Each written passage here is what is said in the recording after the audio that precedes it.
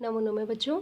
आज मैं आपकी संस्कृत शिक्षिका एक बार फिर आपके सामने एक नई वीडियो के लेकर आई हूँ, जिसमें हम पढ़ेंगे आपके एक नए पाठ को, एक संस्कृत गीत को, और उस गीत के माध्यम से हम कुछ ज्ञान प्राप्त करेंगे। तो चलिए हम देखते हैं कौन सा है वो आपका पाठ।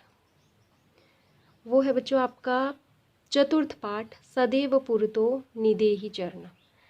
सदैव कहते हैं हमेशा, पुरतो आगे की तरफ, निदेही रखो, चरणम कदम, हमेशा आगे की तरफ ही कदम को रखो। तो बच्चों चलो अब हम पढ़ते हैं इस गीत को, और इस गीत को पढ़ने से पहले हम क्या करते हैं, इसके बारे में थोड़ा सा ज्ञान प्राप्त कर लेते हैं। इस पाठ का परिचय। सदैव पुरतो निदेही चरणम, ये गीत राष्ट्रकवि श्रीधर भास्कर वर्णेकर द्वारा विरचित है। जीवन में अनेक समस्याएं आती हैं, परंतु धैर्य और आत्मविश्वास के साथ उस समस्या का समाधान करके हमेशा हमें आगे ही बढ़ते रहना है। इस गीत के माध्यम से हमें ये प्रेरणा दी गई है। अनेन गीतेन कविना, इस गीत में कवि ने जन जागरण और कर्मठता का संदेश प्रदान किया है। इस पाठ की विशेषता ये है बच्चों कि इस प्रेरणा गीत में हमें लोट लकार और विधिलिंग लकार का प्रयोग देखने को मिलेगा, क्योंकि ये दोनों ही लकार प्रेरणार्थक अर्थ में प्रयुक्त होते हैं। प्रेरणार्थक अर्थात हमें प्रेरणा देते हैं, किसी चीज़ को प्राप्त करने के लिए हमें प्रेरणा देते हैं। तो बच्चों चलो अब हम इसका सस्वर वाचन कर लेते हैं। किसी भी गीत को पढ़ने से पहले संस्कृत श्लोक हो या संस्कृत गीत हो, अगर उसको हम सस्वर वाचन करते हैं तो वो और भी रस युक्त हो जाता है। तो बच्चों हम इस गीत को सस्वर वाचन ही करेंगे। तो चलिए स्टार्ट करते हैं हम। चल चल पुरतो निधेहि चरणम, सदैव पुरतो निधेहि चरणम। चल चल पुरतो निधेहि चरणम, सदैव पुरतो निधेहि चरणम। गिरिशिखरे ननु निज निकेतनम, विनेव यानं नगारोहणं। बलं स्वकीयं भवति साधनं, सदैव पुरतो निधेहि चरणम्। पथि पाषाणां विषमा प्रखरा, हिंसा पशवा परितो घोरा। सुदुष्करं खलु यद्यपि गमनं, सदैव पुरतो निधेहि चरणम्। जहि भीतिं भज भज शक्तिं, विधेहि राष्ट्रे तथानुरिक्तिं। कुरु कुरु सत्तं ध्येय स्मरणं, सदैव पुरतो निधेहि चरणम्। चल चल पुरतो निधेहि चरणं, सदैव पुरतो निधेहि चरणं। सदैव पुरतो निधेहि चरणम। तो बच्चों हमने इस गीत को सस्वर वाचन किया है। तो चलिए अब हम इसके प्रत्येक पहरे को भावार्थ जान लेते हैं।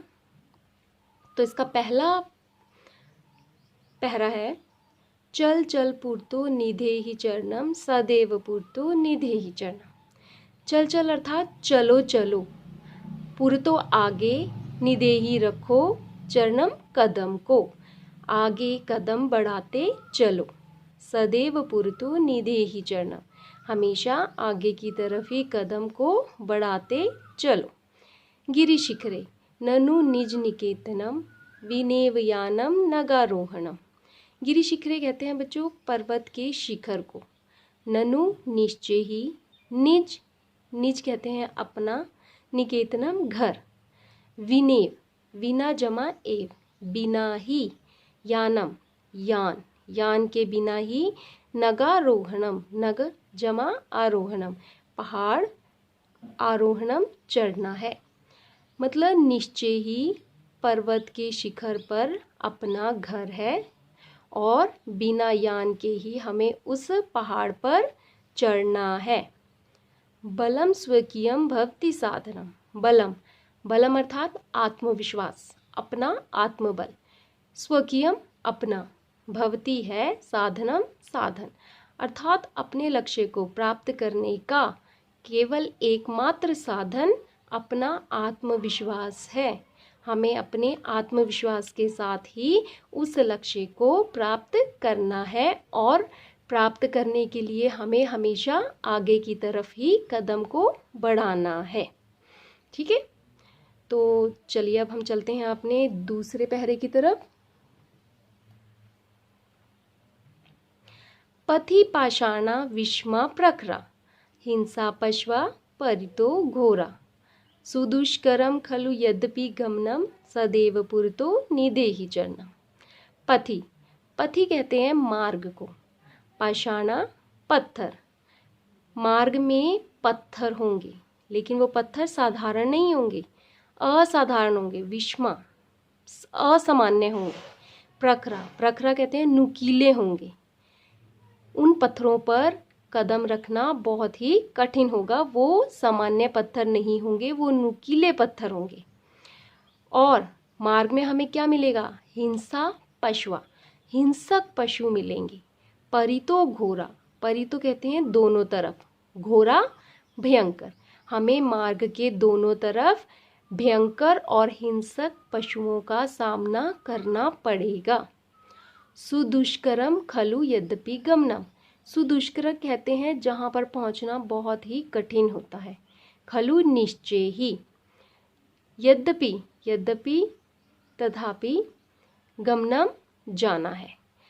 हमें पता है कि वहाँ पर पहुँचना, जो हमारा लक्ष्य है वहाँ पर पहुँचना बहुत ही कठिन कार्य है, फिर भी हमें क्या करना है? अपने कदमों को आगे की तरफ ही बढ़ाते रहना है। हमें हमेशा आगे की तरफ ही चलना है। हमें अपने लक्ष्य को प्राप्त करने के लिए पीछे मुड़कर नहीं देखना है। हमें अपने मार्ग में आने वाली कठिनाइयों को एक दरकिनार करते हुए हमेशा आगे की तरफ ही कदम को बढ़ाना है। अगर हमने सच्चे मन से अपने लक्ष्य को प्राप्त करना है तो मार्ग में हमें बहुत सारी कठिनाइयाँ आएंगी, लेकिन उन कठिनाइयों की परवाह किए बिना ही हमें आगे की तरफ बढ़ना है। तो बच्चों चलते हैं हम अपने तीसरे और सबसे लास्ट पहरे की तरफ। जहि भीतिम भज भज शक्तिम, विधेहि राष्ट्रे तथा अनुरिक्तिम, कुरु कुरु सत्तम द्वे स्मरणम, सदैव पुरतो निदेहि चरणम। जही, जही कहते हैं छोड़ देना चाहिए, छोड़कर। किसको? भीतिम, भीतिम कहते हैं भय को। भय को छोड़कर हमें क्या करना चाहिए? भज भज शक्तिम, अपने बल का स्मरण करना चाहिए। अपने आत्मबल का, अपने अंदर जो बल है उसको स्मरण करना चाहिए और जो हमारे अंदर भय है उसको छोड़ देना चाहिए। विदेही राष्ट्र, विदेही कहते हैं प्रदर्शित करना चाहिए। राष्ट्र, राष्ट्र के प्रति क्या? अनुरिक्तिम, अनुरिक्तिम कहते हैं प्रेम को, प्रेम भाव को। हमें अपने प्रेम भाव को देश के प्रति प्रदर्शित करना चाहिए। और क्या करना चाहिए? कुरु कुरु सततम द्वे स्मरणम, और हमें हमेशा करते रहना चाहिए। क्या? सततम, हमेशा, ध्येय स्मरणम, अपने लक्ष्य को स्मरण हमेशा हमें करते हुए, सदैव पुरतो निदेहि चरणम, हमेशा आगे की तरफ ही कदम को बढ़ाना चाहिए। ठीक है, जैसा कि आपको चित्र में दिखाई दे रहा है कि एक व्यक्ति झंडा लेके ऊपर बैठा है, तो वो देश के प्रति क्या कर रहे हैं? नगारोहणम जो होते हैं, जो पहाड़ पर चढ़ते हैं और अपने देश के प्रति प्रेम भाव को प्रदर्शित करने के लिए अपने राष्ट्र ध्वज को वहाँ पर लगाते हैं। तो उस प्रेम भाव को राष्ट्र के प्रति हमें प्रदर्शित करना है, तभी हम अपने लक्ष्य को प्राप्त कर सकते हैं। हमें अपने मार्ग में आने वाली कठिनाइयों को नहीं देखना है। तो बच्चों, आशा करती हूँ कि आपको ये वाला गीत, जो कि श्रीधर वर्णेकर भास्कर द्वारा रचित है, उनके प्रेरणा स्रोत के रूप में आपको समझ आया होगा और इस पाठ में उन्होंने बहुत अच्छे तरीके से ये बताने का प्रयास किया है कि हमें अपने लक्ष्य को प्राप्त करने के लिए कभी भी डरने की ज़रूरत नहीं है, क्योंकि हमें लक्ष्य इतनी आसानी से प्राप्त नहीं होता है। हमें हमेशा उसके लिए कठिनाइयों का सामना करना पड़ता है।